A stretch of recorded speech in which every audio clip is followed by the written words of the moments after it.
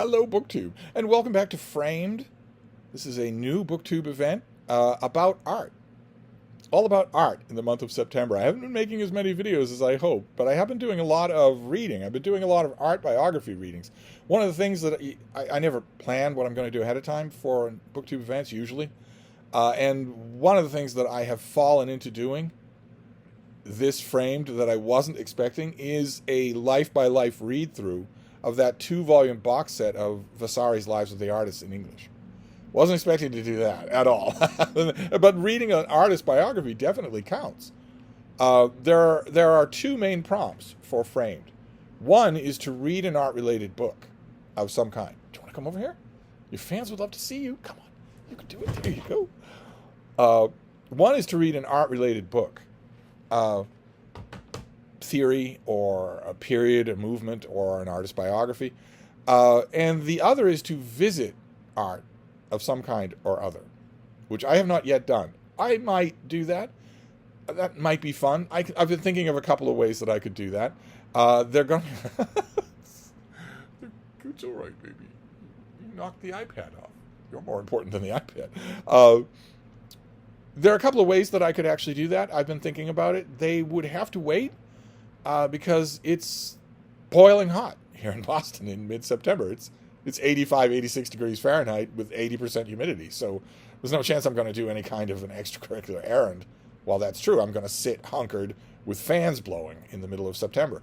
But there's also a third prompt, challenge, idea for Framed, which is to make art of your own. Which, keep in mind, is exactly the same as making writing of your own. There is no such thing as creative versus non-creative people. This is just a muscle. That's all. There is no such thing as creative and non-creative people. That's all. There just isn't. It's just a muscle. The more you exercise it, the better shape it gets. You can be artistic. You can read. You can write. You can do all of that stuff. I thought I might try that in this video and just see how it goes. We'll see how it goes. Let's draw something together. Wouldn't that be fun? I don't have an actual spiral-bound sketchbook. I sketch every night, but I do it on loose sheets of paper, just, backed by a clipboard, sprawled in bed. I don't actually have a book to show you. So I grabbed something that will work. You can draw on anything. So I grabbed this. Into Dust and Fire, 5 young Americans who went first to fight the Nazi army. This is an advanced copy by Rachel Cox. This is from, I don't even know. Were we talking when this came out? When did this come out? 2012. So, no. But this is, if a publisher doesn't yet have an actual bound galley copy or a finished copy, if they just have pages, then this is what they'll do. They'll take the pages, and if the cover art, if they have it, they'll bind it all together. It's still got all the publication marks on the pages, and just send it to you as a preliminary thing. But one of the things about these is that they have plenty of blank pages. So that's what we'll use. We'll use the back of this, or maybe the back is too dirty. Okay, well, we have a couple of choices to make. We're going to try and keep this very simple to start with. For those of you who are watching who don't think you have an artistic bone in your body, that's not true. You do. You just don't have artistic muscles in your body. You've never exercised your artistic muscles, but you could if you wanted to. And the back of this thing is just completely blank. Whereas the next page in does have this. It has a straight border, and so does this. It has a frame almost. And I think that seems like cheating. I don't particularly like that. You could do it if you wanted, but I think you'd rather have just a blank page. I think that works better than having the page help us. So we want to go through our equipment. You need a blank page. It does not have to be the back of a galley copy. And then you need a pencil. I have a standard number 2 pencil here, and most of all, you need an eraser. Most of all, you need a good eraser. It doesn't have to be a rubber bumblebee attached to a pencil, but it has to be something, because nothing you sketch is permanent. The sooner you realize that, the sooner you patter that into your head, the more you will decrease the anxiety that often accompanies sketching for a lot of people. Nothing is permanent. You are not committed to anything. If it doesn't come out right, erase it and start over again. You don't need to save it.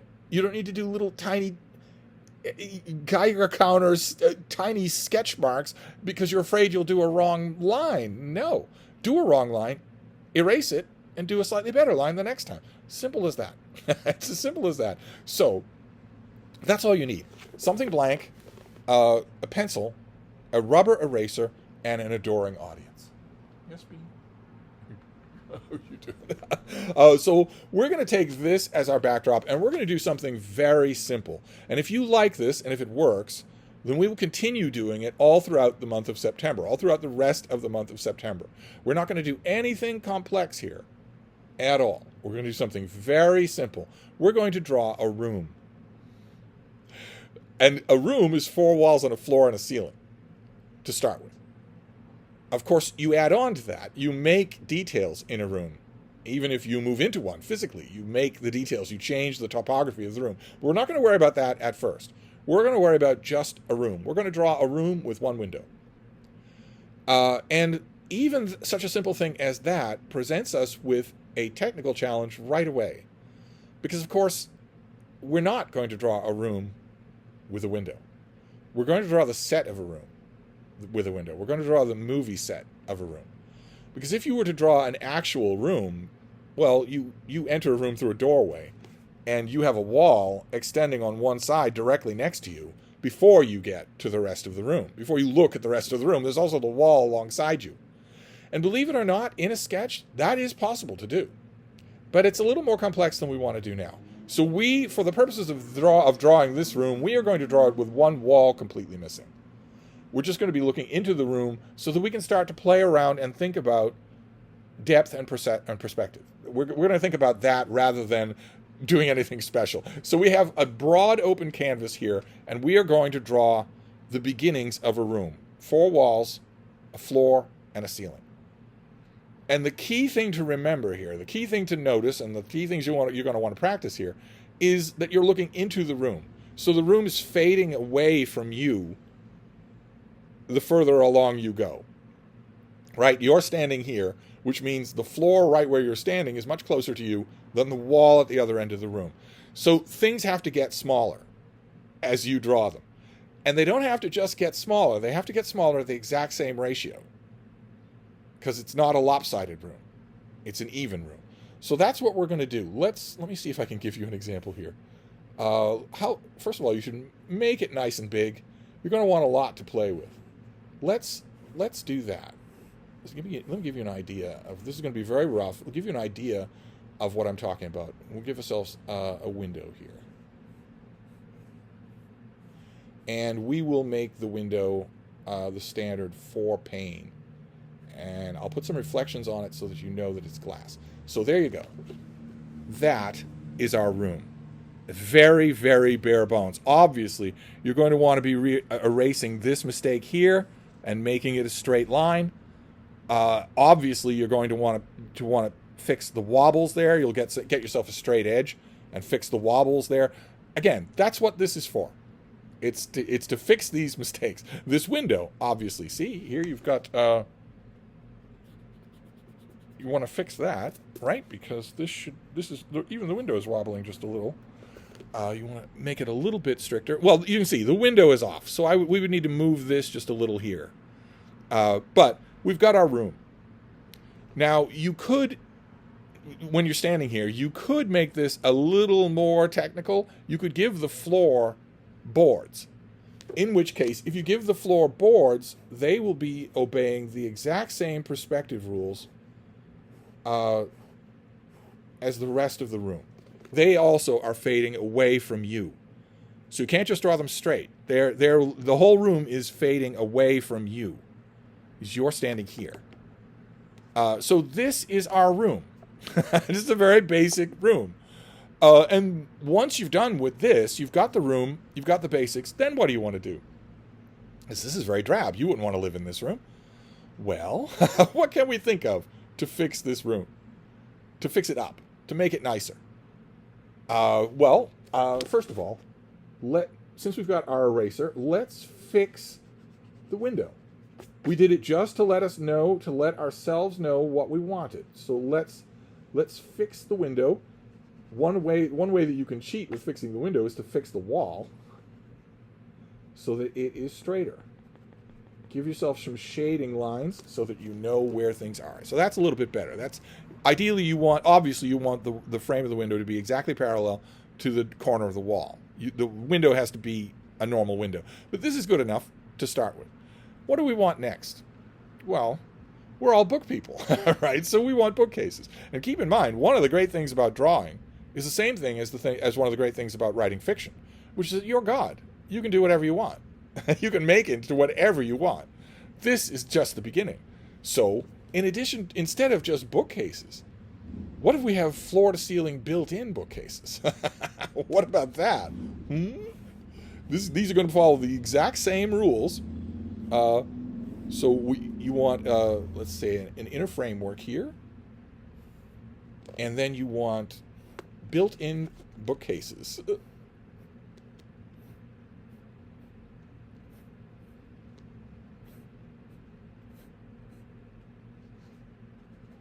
And then give yourself another corner. So look at that.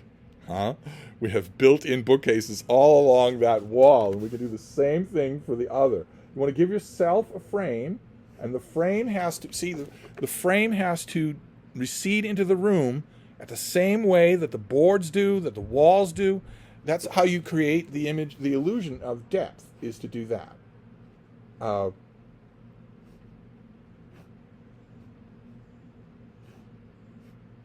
So let's put built-in bookcases all over the place here. It's very, very loose here. I'm wandering all over the place. But when your lines wander, don't seize up. Keep going. Just use your eraser. That's what it's there for. So there you go. We have built-in bookcases on both sides of the room now. Okay, so we have plenty of room for our books. Do we want more? Do we want more? Well, all right. We're in charge here, and you don't know that you'll keep any of this. What about if we did something that I have never successfully done, which is to install really sturdy bookshelves directly on the wall? Maybe in a nice frame, and maybe we can give the frame a little decoration. So maybe we can do that, so that you've got little books on top, then bigger books, and we'll have some caulking. We'll have some side-built books. Do all of these just to fill in the room. We are going to fill this room with books. See that? You've got a wall bookcase there, full of books with a little wooden decoration up top there, and you've got your ceiling is. You can add in a few lines to give it texture, provided those lines are also extending in all directions at the same way, right at the same angle as the walls and the floors. You want to continue to produce the illusion of depth. The one place you don't need to do that is this back wall, because you're looking flat at it. So you don't need to angle the window, and the window has to be the same thing as the bookcase. You don't need to think about it then. And if the bookcase is there, if the bookcase on the wall is there, now see this bottom line is off for the bookcase. So just take your eraser and fix it. That's all. Just fix it. You don't need anything else. You don't need a ruler. But as long as we're making our bookcase on the wall here, and let's put in shadow here to make this a little bit more three-dimensional there. As long as our bookcase is on the wall, well, that seems like a natural place for a desk. Yes, or a table. So let's do that. But keep in mind, the bookcase is built into the wall, and the window is built into the wall. But if you're going to put a bookcase, if you're going to put a table directly under that bookcase, it has to obey the same perspective as the rest of the room, because it's jutting out from the wall. It's not stuck on the wall. So you just have to keep that in mind so that it doesn't look weird, or any weirder than this is going to look. So we'll do... since it's going to reach out from the wall, we'll give this a little drawer on the inside there. Since this is going to reach out from the wall, the legs are obviously going to sit on the floor.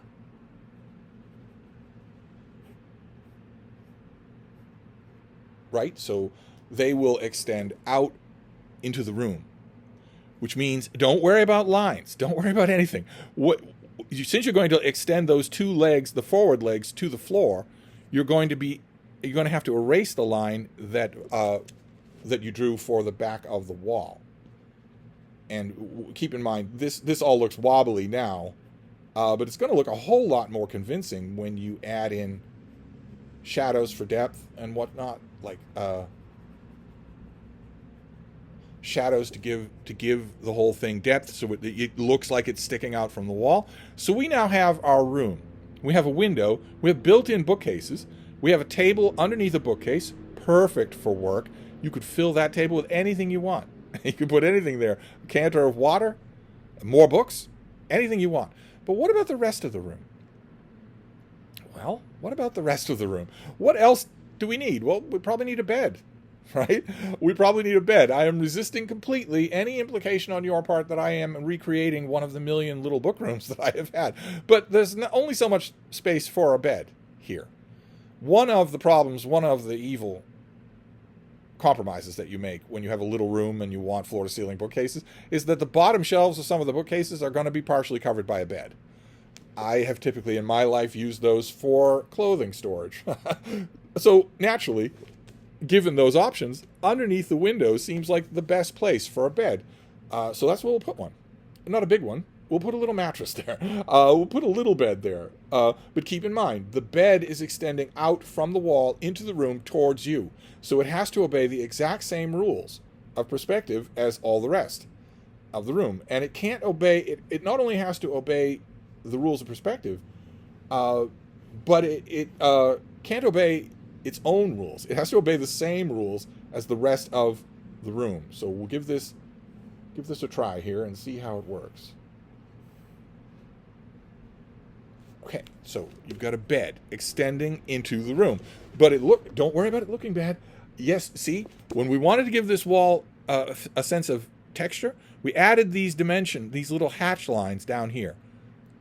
But you're not in love with them. You made them with this pencil a few seconds ago. You can get rid of them with this eraser. They obviously can't be there if the bed is going to be here. You have to, the key thing why I say that an eraser is so crucial as a piece of equipment is that you've got to be willing to destroy your stuff. You've got to be willing to get rid of lines that your own pencil has made. Otherwise, you won't be able to create the whole finished product. And you want to do that, right? So we will get rid of those lines because we have a bed to make instead. So we'll make just the bare bones version of a bed instead. With maybe a little pillow up top there. A leg that extends down. The legs are also going to be in the front, and they are going to be bigger. And we can add, very roughly here, we can add shadows to give the bed a sense of dimension. Because it's rising off the floor. My own beds do not. I keep my beds on the floor. Maybe on a box spring, but never a bedstand. Never anything like that. But you're all human, and you probably prefer cats to dogs, so you probably do that. So see, there you go. Add a little shadow there underneath that. You're losing, just as you would in real life, you're losing this bottom shelf of the bookcase, unfortunately. So that would either be books that you don't look at that often, or it would be clothing. You're losing that, and in order to do that, you would add shadow down there to show that bookcase has depth. But look at this. We already have the beginnings of a very nice room. From nothing. We started with just 5 lines. And we now have the beginnings of a very nice room. What else would you need here? Well, you'd need a chair, but for practical purposes, we can probably leave that out because it would block what we're trying to draw. You know you're going to want to add something here, a stool or a chair or something here, but you don't need to. Maybe maybe right on the side of the bed, instead of the floorboards that we drew, maybe you want to add a rug of some kind. Just keep in mind what we talked about, that the rug has to obey the same dimensions, the same shrinking away from you as everything else in the room that has dimension. The window and the bookcase do not. Although, once we get into putting real details into this picture, the books that are on the shelves of the bookcase will. The fading away, the perspective of the books on the shelves will be so minuscule that it won't really matter, but you definitely want to be aware of it. Those books, the spines of these books are closer to you than the page edges of the books. The outside of these shelves is closer to you than the inside of these shelves. So you definitely don't want the bookcase to look like a painting. Right now it looks like a painting. When we clean this up, if we want a bookcase to stay there, maybe you don't. But if we want the bookcase to stay there, it's definitely going to have to look like it's jutting out from the wall. Add some shadows at the bottom there. Add some shadows on the inside. Fix that with the books. Fix this arrangement up top here. We don't have any curtains on the window. But that's because we have a sea. We have the ocean outside in the distance with little birds in the sky. So we don't have to worry. Nobody's looking in on us. We don't have to worry. You can make this room anything you want. So no one's looking in on you. We can draw the ocean outside the window later on. Actually, it won't be that tall, will it? Unless you're in real trouble. So we'll just get rid of that for now and add the gloss back on the panes. We'll add outside to there. And then from here, you have even more fun. Maybe the bottom of this bed, there's a chest that would obscure these back legs and also the bottom of the bed. Of course, you're going to want blankets on the bed. Or maybe you might even try to draw a cat on the bed or a dog down here. And you're going to want to fill these shelves with books, right? You can have any books you want here, as many as you want. You can cram it with books. Maybe you want a hanging plant here or here. But see, that took no time at all. And we have built a room. We have built a habitation here that you can fill with any details that you want, provided you remember that you have your eraser for a reason. Your drawing is not sacred. So jump right in. Make a room and see what you can make of it. Draw your dream room. But anyway, I don't know if that worked. I've never done anything like this on this channel, but I thought that was fun to go over the basics, just to build a room. So now that we've done that, I will wrap up this episode of Framed. I'll go back to talking about books next time. And I will see you then. Thank you, BookTube.